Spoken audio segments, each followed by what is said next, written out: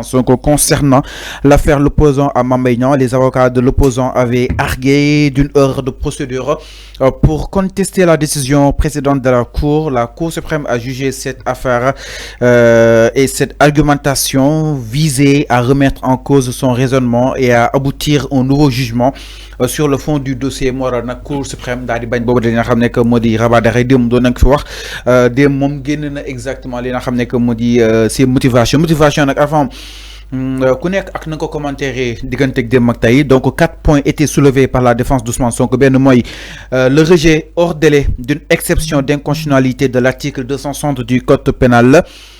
Deuxième bi mooy l'absence de renvoi obligatoire devant une autre juridiction après cassation.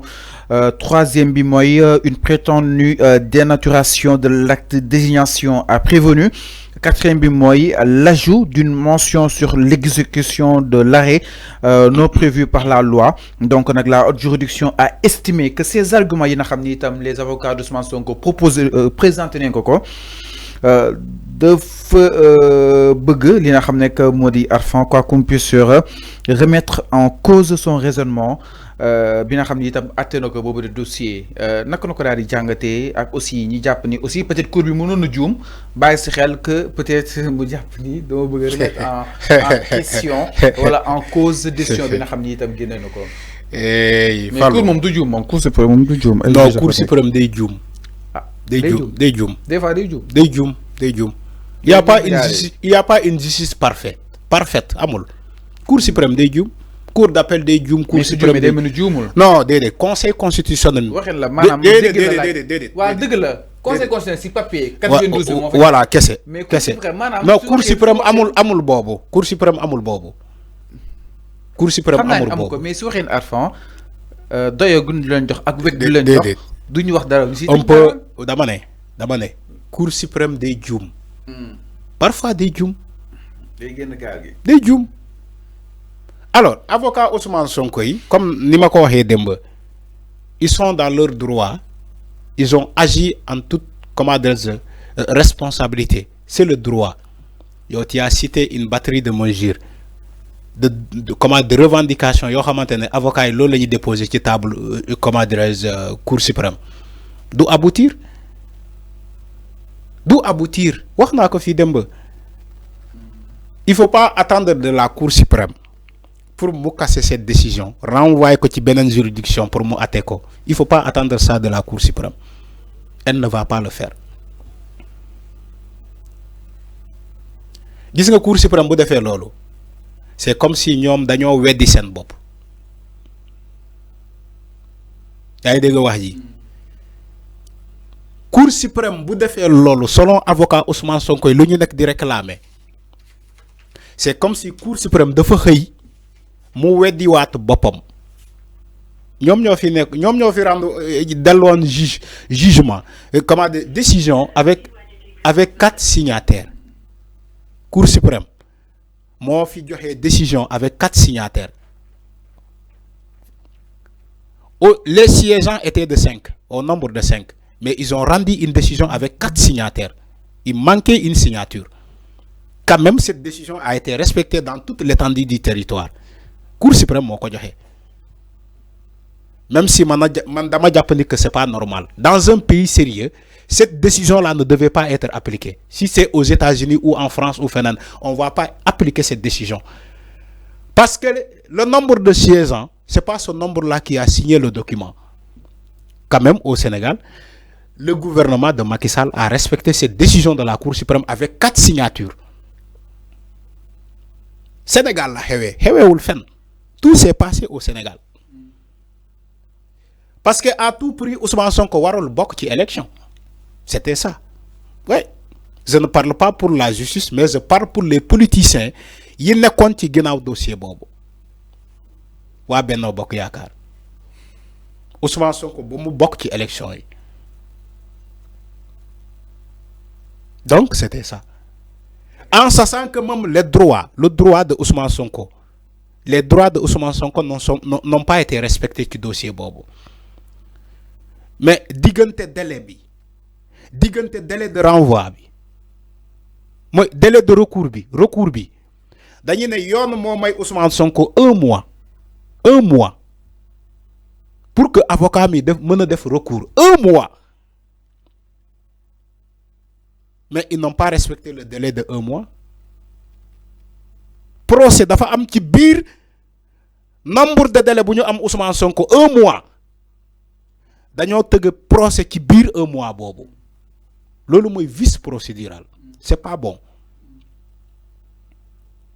yow yoon bu mayee Ousmane Sonko un délai de 1 mois pour mu def recours yan ngeen yàkkamti gaawantu tëggaat procès bi ci 1 mois boobu ci son délai c'est pas normal, c'est pas sérieux. Tout ça s'est passé au Sénégal aux yeux de tout le monde.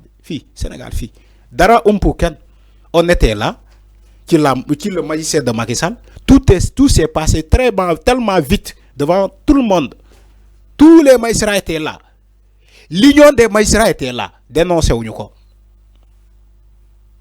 L'IMS était là. Li may wax ni sosaluma ken, c'est passé au Sénégal. L'union des magistrats était là, le bâtonnier de l'ordre national des avocats était là. Quand tout s'est passé sur le procès Ousmane Sonko Mame Mbaye Niang, ñu ne Ousmane Sonko dafa am un délai de 30 jours pour mu def recours. Au lieu que ñu xaar ce délai là mu passé, dañoo tëgg procès ci délai boobu. Vous croyez que c'est sérieux? Et personne ne l'a dénoncé. Seulement les avocats de Ousmane Sonko ñoom ñoo dugal recours pour dénoncer cette affaire là, déclarer ko comme vice procédural. Seuls les avocats de Ousmane Sonko ñoo ko dénoncé. Qui la ñuy def seen recours pour dénoncer cette affaire là. Pourquoi Ousmane Sonko a un délai de 30 jours pour faire un recours? ñoom ñu gaawantu tëgg ci procès bi ci délai 30 jours yooyu. Et personne ne l'a dénoncé ci justice bi. Union des magistrats du Sénégal était là. IMS était là. Pourquoi ils n'ont pas dénoncé ça? Pourquoi Union des magistrats du Sénégal n'ont pas dénoncé ce qui s'est passé au niveau de la Cour suprême? Pourquoi ils ne l'ont pas dénoncé? Cour suprême avec Ousmane Sonko, c'est une longue histoire. Pourquoi les magistrats n'ont pas dénoncé ça? Après, ouais, la justice a changé. La justice n'a pas changé. Les fins contre Macky Sall, moi, non, il faut respecter les acteurs quand même. Non, mais Fallou, je n'ai rien dit ici. Dire que la justice n'a pas changé, la justice n'a pas changé de toute façon. Mais la justice a beaucoup changé. Non, la justice n'a pas changé. C'est les mêmes magistrats qui sont là. C'est les mêmes procès qui sont là. Dafa xawa tane rek, dafa tane. Parce que biyon gisuñu ay procès yo xamanté dañ koy ay yobu ay nit ay instruction ba paré yobu ko 6 mois wala yobu ko 1 an wala 11 mois comme Macky Sall le faisait avec les autres.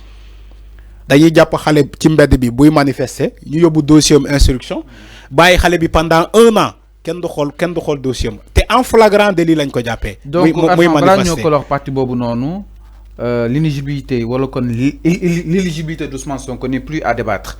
Dépasse si vous non Ousmane Sonko est éligible du côté justement de la loi.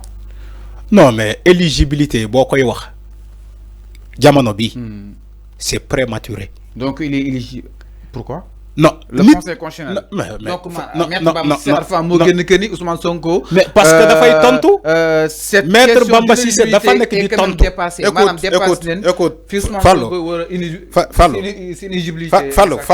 Fallo. Dossier boobu waxona ci waxati. Ay yoon. Képp kuy taxaw di naan Ousmane Sonko n'est pas éligible à une quelconque élection da ngay wax loola neex. Tu sais pourquoi? Conseil constitutionnel moo ne sénégalais yépp conseil constitutionnel moo ne sénégalais yépp loi d'amnistie bi kenn du ko fi jëlee bay wéy na mbuus pour ñu changer ko donc loi d'amnistie bi mu ngi fi ba légui conseil constitutionnel moo ko wax. Maintenant si vous voulez que Ousmane Sonko ne soit pas éligible à une élection, il faut supprimer la loi d'amnistie. Voilà. C'est ça la réponse. Non, c'est ça la réponse. C'est ça la réponse. L'opposition, les politiciens qui spéculent que Ousmane Sonko n'est pas éligible en 2029, il va falloir commencer par supprimer la loi d'amnistie d'abord. Allez supprimer cette loi-là au niveau du Conseil constitutionnel. Après, vous venez, on va maintenant en parler de la candidature de Ousmane Sonko. mais tant que loi d'amnistie baa ngi fii mu ngi fii képp kuy taxaw ne Ousmane Sonko mënul bokk ci élection da ngay wax lu la neex ne ko man Arfan maa ko wax. alors mi ngi noonu leer na. tant que loi d'amnistie baa ngi fii il faut aller poser cette question au conseil constitutionnel parce que ñoom ñoo garantir la loi d'amnistie député Pastef yi bañ ko bëggee modifier c'est le conseil constitutionnel moom moo taxaw ne leen loi bi kenn mënu ko modifier te loi tant que baa ngi fii moo tax ñu génnee Ousmane Sonko kaso ne ko mën nga bokk ci élection ñu génnee Bassirou Diomaye Faye ci kaso ne ko mën nga bokk ci élection maintenant pourquoi ce débat là te loi d'amnistie baa ngi fii pourquoi ce débat là parce que le conseil constitutionnel comment dirais-je la cour suprême a rejeté un rabat d'arrêt c'est ça loolu kese la lan mooy rabat d'arrêt dafa mën a tere nit bokk ci élection est-ce que ñiy wax ni xam na luy rabat d'arrêt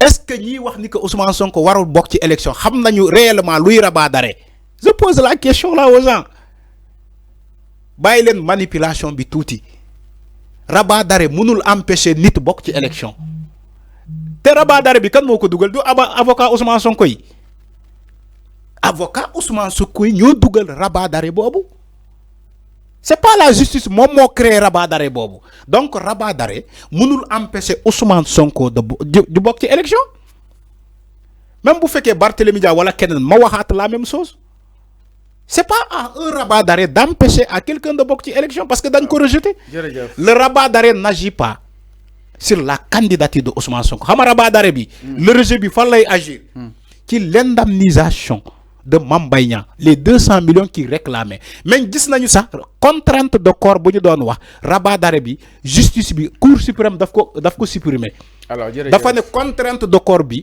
contrairement à la loi mënul nekk conformément au texte donc moo tax ma ne la ce débat là est prématuré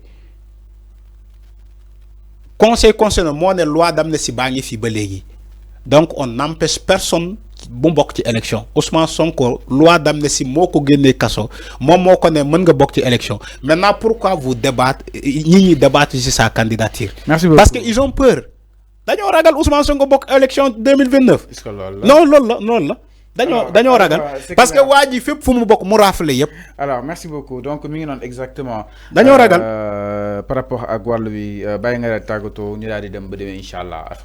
voilà donc di jaajëfal ñëpp sëñ Fallou jaajëfal sénégalais ñi doon seetaan jaajëfal diaspora sénégalaise bi jaajëfal sénégalais yi ñi nekk ci wàccaay gàmmu gi am na ñu commencé départ di ñaanal ñëpp yàlla ñu jógee fii. ci dawal ndànk nag chauffeur voilà ñu dawal ndànk surtout ñu dawal ndànk. yow tax demoo Tivaouane. non dinaa dem Tivaouane suba incha allah. 5TV la demul Tivaouane 5TV. dinaa dem Tivaouane incha allah suba. alors donc di ñaanal ñëpp surtout chauffeurs yi nañu daw.